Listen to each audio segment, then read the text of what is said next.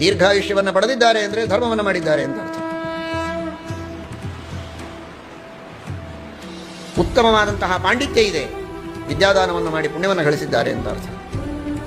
ಭೋಗವನ್ನು ಮಾಡ್ತಾ ಇದ್ದಾರೆ, ಹಾಗಾದರೆ ದಾನ ಮಾಡಿದ್ದಾರೆ ಅಂತ ಅರ್ಥ.